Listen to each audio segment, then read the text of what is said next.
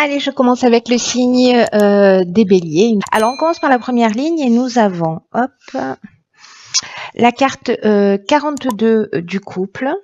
Ok. La carte de l'automne. Parfait, on est en plein dedans. La carte de l'hésitation et de l'éloignement. Ok. Est-ce que vous voyez toutes les cartes? Voilà, là, c'est parfait. Ok. Alors, là, on est avec l'énergie de la lune. Alors, c'est drôle parce qu'en fait, je fais ces vidéos la veille de la pleine lune, bien sûr. Enfin, ça va se faire entre aujourd'hui et demain. Ok, en fait, on est en plus en plein dans cette énergie. Donc, là, la carte du couple, c'est une carte qui nous parle de quoi? C'est une carte qui nous parle de communication dans le couple. Alors, soit vous êtes en couple et ça parle de votre conjoint, soit c'est lié à une relation de couple qui peut être pas forcément sentimentale, hein, parents-enfants, amis, voilà. Mais ça peut parler aussi de votre ex-conjoint. Et il y a une idée ici d'ouvrir le dialogue. Il y a une idée il y a un besoin de communication, soit de votre part, soit de la personne en face de vous. Alors, soit c'est votre conjoint, soit c'est votre ex-conjoint, soit c'est lié à vous et à deux parties qui s'opposent en vous, qui ont besoin de s'exprimer. Peut-être que vous avez des doutes, peut-être que vous avez besoin de prendre du recul. Hein, c'est ce que je suis en train de voir ici. Mais il y a une idée de trouver un accord avec l'autre ou avec soi. Là, il y a vraiment une idée, peut-être qu'il y a une coupure de communication, mais en tout cas, il y a une idée de poser les choses sur la table. Voilà, il y a une idée de poser les choses sur la table. Avec la carte de l'automne, bon, on est en plein dans la saison, mais ça nous parle aussi d'une forme de maturité. L'automne, d'une manière générale, ça nous parle peut-être aussi d'une forme de tristesse. Peut-être que certains ressentent ça.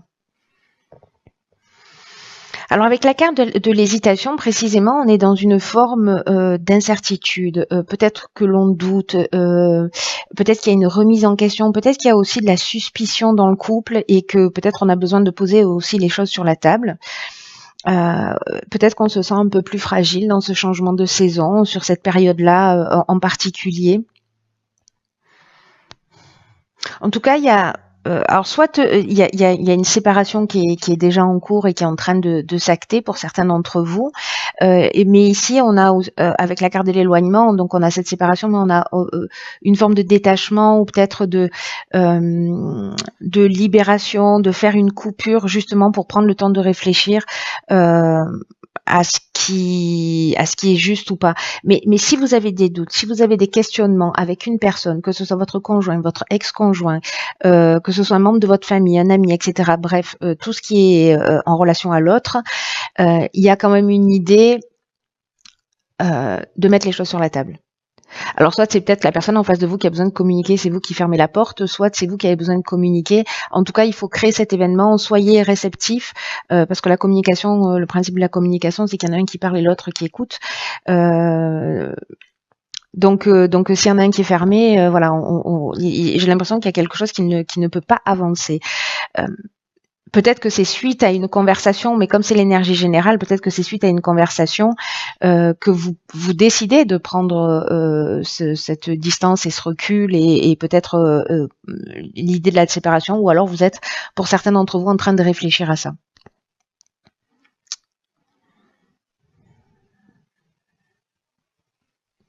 Ça ne veut pas dire que tous les couples vont se séparer. Hein.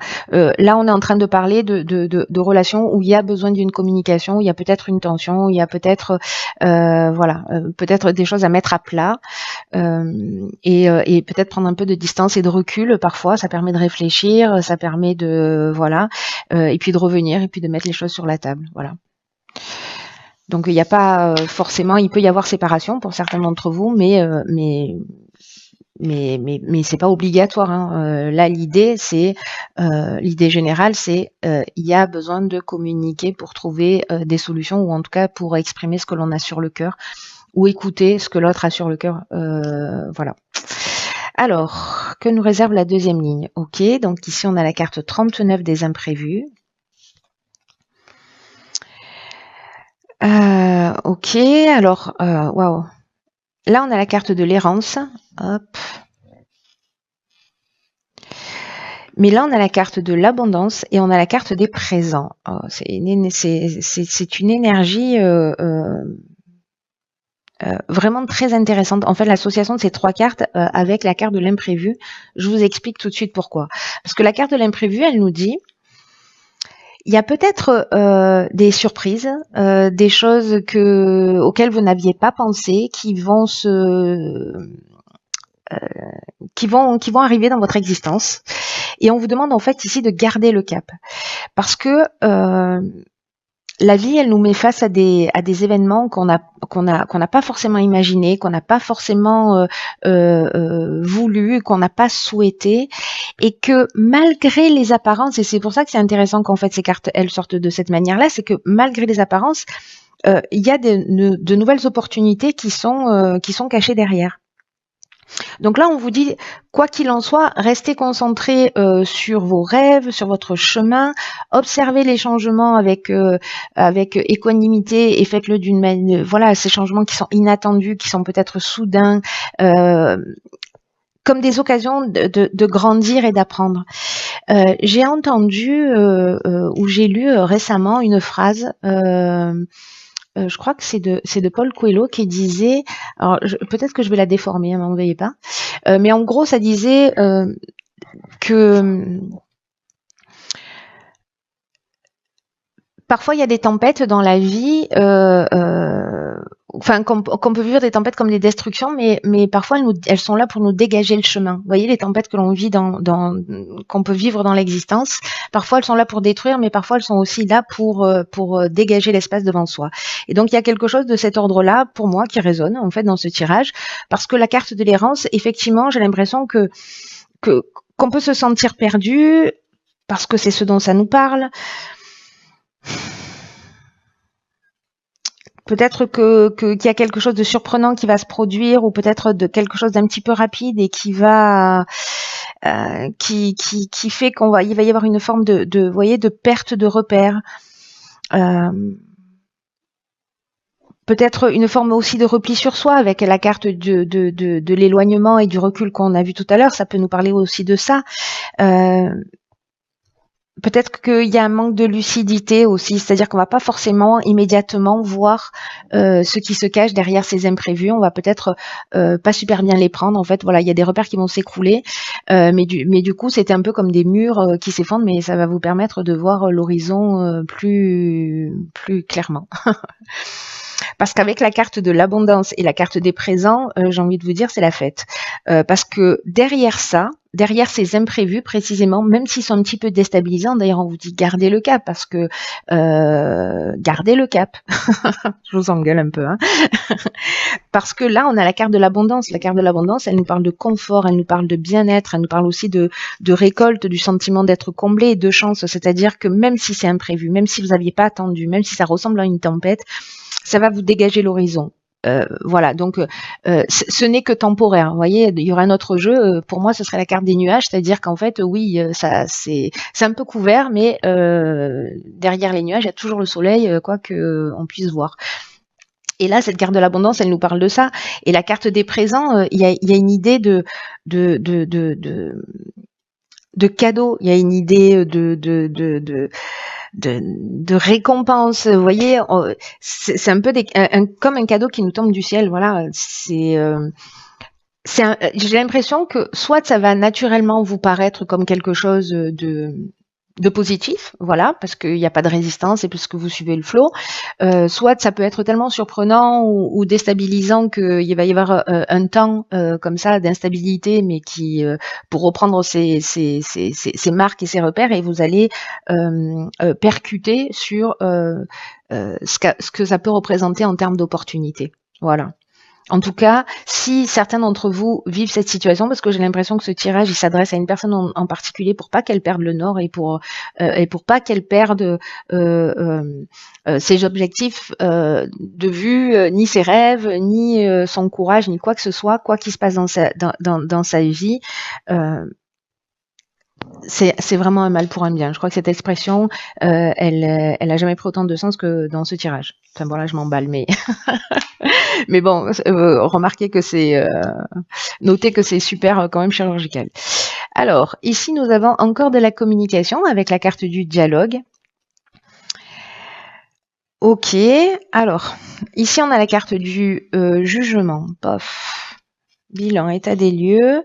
La carte de l'instabilité. Et la carte de la méchanceté. Ok.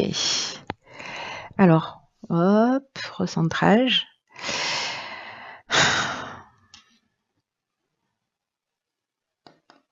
C'est à moi qui, j'ai l'impression, va pas être super simple. Mais c'est aussi une occasion. Avec la carte du jugement, je vais commencer par celle-ci parce que il y a une idée de faire le bilan des actions passées. Vous voyez, de toute façon, il y a cet état des lieux, il y a cette prise de recul avec peut-être des décisions qui vont être prises de votre part ou de la part de quelqu'un en face de vous. Ça peut être professionnel aussi, hein, ça peut toucher tous les domaines de l'existence. Mais il y a une idée de faire le bilan des actions passées et on va récolter ce qu'on a semé. Donc, si on n'a pas été gentil, vous voyez, donc il y a une idée dans le jugement un peu de karma, quoi, en fait, vous voyez, de karma dans le sens, je génère une action et il y a des conséquences et il faut assumer ces conséquences-là. En l'occurrence, là, ce qu'on nous dit avec l'énergie générale, donc je vous ai parlé de la carte du jugement, on est dans le dialogue. Avec la carte 33, le numéro 33, c'est une vibration qui est super élevée et elle favorise le succès. Donc là, si vous faites un état des lieux, ou peut-être c'est un jugement au sens strict du terme, c'est-à-dire vous passez devant un tribunal, il y a une décision de séparation, peut-être que ça se fait très vite, peut-être que vous apprenez quelque chose, ou voilà. Alors ça peut être une séparation au niveau professionnel ou sentimental, ou une rupture, peu importe. Hein. Ça va générer cette instabilité qui est un peu latente en fait pendant tout ce mois, mais vraiment on vous demande de pas perdre le nord parce que peut-être il va y avoir une forme de jalousie, peut-être de la méchanceté, peut-être des coups bas, des mauvaises intentions. Donc là, ça peut être aussi justement devant un tribunal. Mais quoi qu'il en soit, cette carte du dialogue, en fait, je garde le meilleur pour la fin. Je le tourne dans tous les sens pour finir sur cette énergie 33. Là, on vous dit, osez parler de ce qui est en train de se passer. Il y a des personnes en face de vous qui peuvent vous donner des coups de main, qui peuvent vous permettre de franchir un nouveau cap. En tout cas, cette étape-là, aussi difficile soit-elle, c'est une étape qui va vous permettre d'avancer, de franchir un cap et d'avancer vers une forme de réussite. Mais que ça ne peut passer que par le dialogue.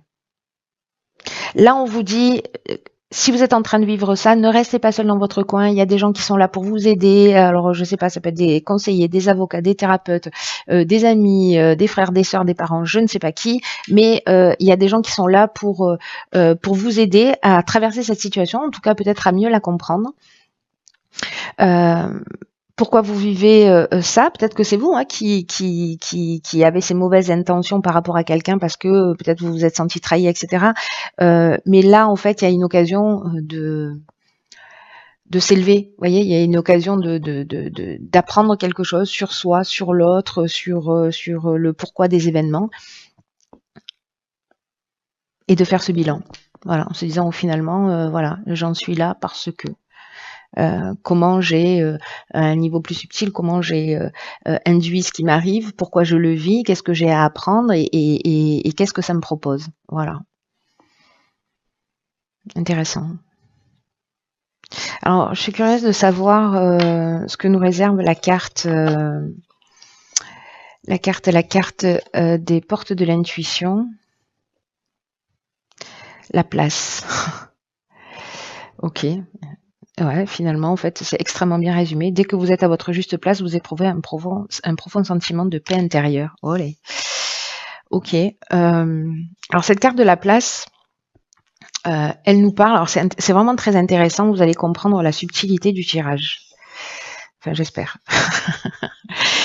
Cette carte de la place, elle nous dit qu'en fait, on est conditionné. Elle nous dit que depuis notre enfance, peut-être on a une place qui nous est destinée. Toi, t'es fait pour faire ça. Toi, t'es comme ceci. Toi, t'es comme cela. Donc, du coup, en fait, on est euh,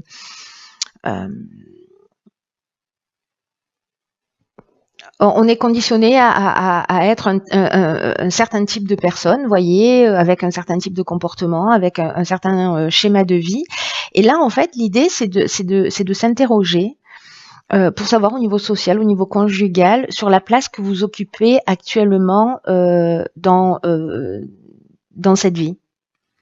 Et est-ce que c'est vrai la place que vous avez là dans votre couple, dans votre relation, dans votre job, dans votre famille est-ce que c'est une place que vous avez choisie ou est-ce que d'une certaine manière ça a été un peu imposé par votre entourage d'une manière directe ou pas?